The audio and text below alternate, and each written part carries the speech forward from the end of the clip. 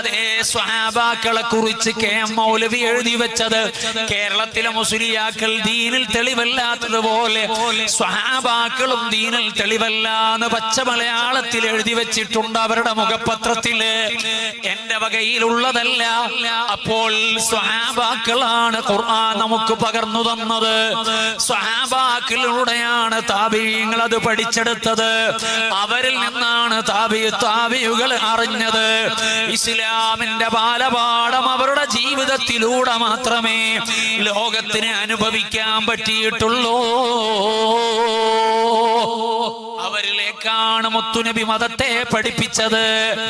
ആ പഠിപ്പിച്ചു കൊടുത്ത സ്വഹാബാക്കളാണ് ലോകമാസകലം വിശുദ്ധമായ മതത്തെ അറിയിച്ചത്, പഠിപ്പിച്ചത്.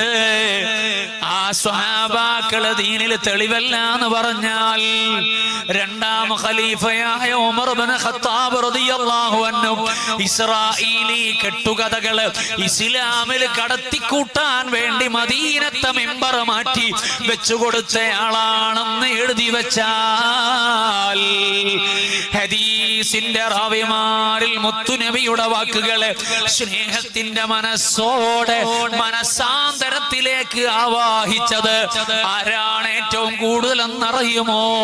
അത് മഹാനായ അബൂ ഹുറൈറ റളിയല്ലാഹു അൻഹു ആണ്. എത്ര ത്യാഗം സഹിച്ചിട്ടാണ് അത് ചെയ്തത്. ഹബീബിനോടുള്ള ഇഷ്ടമാണ്, മുത്തുനബിയുടെ വചനങ്ങളോടുള്ള വല്ലാത്ത മഹബത്താണ്. കണ്ടില്ലയോ? അതിന്റെ ത്യാഗത്തിന്റെ ഒരു ഉദാഹരണം പറയാം. മസ്ജിദുൻ നബവിയുടെ മരുപ്പറമ്പിൽ അതെ അവിടെയുള്ള മണൽത്തരിയിൽ കിടന്നുരുളുന്ന ഒരാൾ. ആരാണ് അയാളൊന്ന് ശ്രദ്ധിച്ചപ്പോൾ മനസ്സിലായി അത് അബൂ ഹുറൈറയാണ്. പരിസരത്തുകൂടെ കടന്നു പോകുന്നവർക്ക് മനസ്സിലായി അബൂ ഹുറൈറക്ക് വിശപ്പ് സഹിക്കാൻ വയ്യാതെയാണ് ഈ കിടന്നുരുളലെന്ന്. എന്തുകൊണ്ട് ഇങ്ങനെ കിടന്നുരുളുന്നു എന്ന് അന്വേഷിക്കുമ്പോ വിശന്നിട്ടാണ് എന്ന് മനസ്സിലായി. അപ്പോഴാണ് കൂടെയുള്ള ആളുകൾ, കൂട്ടുകാര് ചോദിച്ചത്, നിങ്ങൾക്ക് നമ്മളെ കൂടെ വന്നൂടെ, എന്തെങ്കിലും കുറച്ച് ജോലി എടുത്തിട്ട് ഭക്ഷണം വാങ്ങിയിട്ട് വന്നൂടെ എന്ന് ചോദിച്ചപ്പോഴാണ് അബൂ ഹുറൈറ തങ്ങളുടെ മറുപടി, ലാ, ഞാൻ വരുന്നില്ല.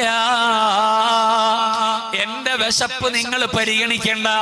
ആ വിശപ്പിനെ ഞാൻ ഇങ്ങനെയൊക്കെ അങ്ങ് സഹിച്ചോളാ. എന്തിനാ സഹിക്കുന്നതെന്നറിയുമോ? ലോകാനുഗ്രഹിയായ മുത്തുനബിയുടെ ശ്രേഷ്ഠമായ വചനങ്ങൾ ഞാൻ ഇവിടെ നിന്ന് പോയാൽ എനിക്ക് കേൾക്കാൻ പറ്റാതെ പോകുമല്ലോ, എനിക്കത് നഷ്ടപ്പെടുമല്ലോ. എന്റെ അഭാവത്തിൽ പറയുന്ന സുന്ദരമായ വചനങ്ങളെ എനിക്ക് നഷ്ടപ്പെടുന്നത് ഞാൻ ഇഷ്ടപ്പെടുന്നില്ല. എന്റെ പട്ടിണിയേക്കാൾ എനിക്ക് പ്രധാനം എന്താണ്? എന്റെ ക്ഷീണത്തെക്കാൾ എനിക്ക് പ്രധാനം എന്താണ്? എന്റെ പ്രിയപ്പെട്ട പ്രവാചകരുടെ വചനങ്ങളെ കേൾക്കലാണ്, പഠിക്കലാണ്, അറിയലാണ്. അതുകൊണ്ട് എന്റെ പട്ടിണിയെ കുറിച്ച്, എന്റെ വിശപ്പിനെ കുറിച്ച് നിങ്ങൾ ചിന്തിക്കേണ്ട, പൊയ്ക്കോളൂ, ഞാൻ സഹിച്ചോളാ. പട്ടിണി കിടന്ന് പ്രവാചകരുടെ വചനങ്ങളെ പഠിച്ചെടുക്കുന്നതിന് വേണ്ടി കഠിനാധ്വാനം ചെയ്ത മഹാനായ അബൂ ഹുറൈറ റളിയല്ലാഹു അൻഹു ഹദീസ് റിവായത്ത് ചെയ്തതിൽ ഏറ്റവും കൂടുതൽ ഹദീസ് റിപ്പോർട്ട് ചെയ്തത് മഹാനവറുകളാണ്.